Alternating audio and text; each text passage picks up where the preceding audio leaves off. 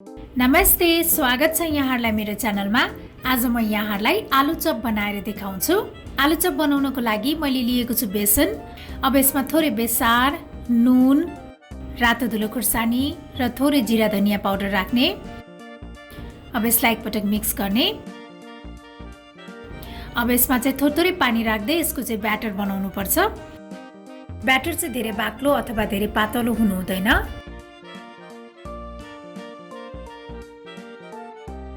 Batter यतिको भइसकेपछि अब यो पनि रेडी भइसकेको छ। त्यसपछि मैले लिएको छु उसिनेको आलु। यसलाई चाहिँ मैले यसरी काटेर लिएको छु। अब यो आलुलाई चाहिँ यसरी फोर्कको सहायताले मसिनो बनाउनु पर्छ। यहाँहरूले हातले नै मुछ्नु भए पनि हुन्छ।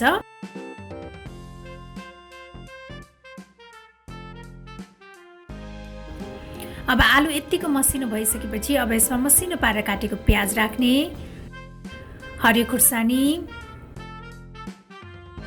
त्यसपछि हरियो धनिया पनि राख्ने, त्यसपछि यो पिसेको अदुवा लसुन पनि राख्ने। अब यसमा थोरै बेसार, रातो धुलो खुर्सानी, गरम मसला, जिरा धनियाको धुलो र नुन स्वाद अनुसार राख्ने। अब यो सबैलाई राम्रोसँग मिक्स गर्नुपर्छ।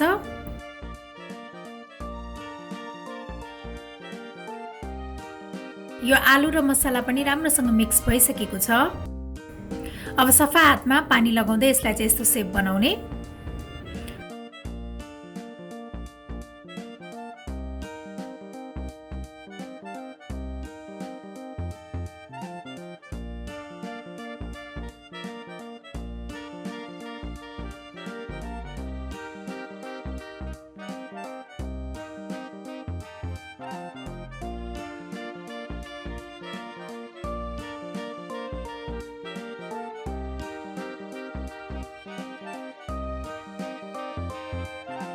मैले चाहिँ सबै बनाइसकेको छु।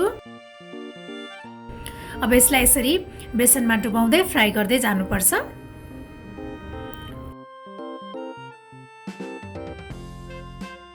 आलु चप फ्राई गर्नको लागि मैले तेल तताइसकेको छु।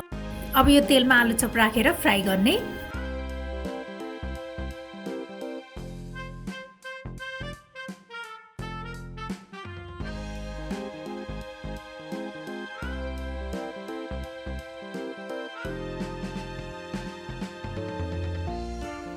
यसलाई चाहिँ दुवैतिर फर्काएर मजाले गोल्डन ब्राउन हुने बेलासम्म फ्राई गर्नुपर्छ।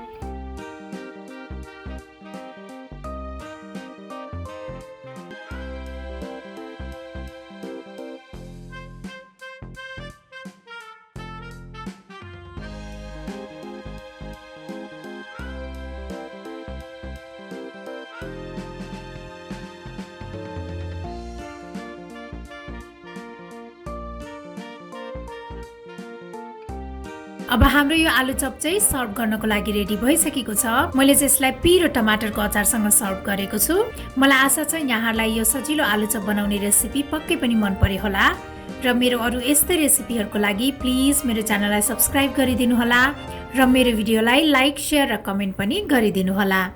Thank you for watching. Bye by.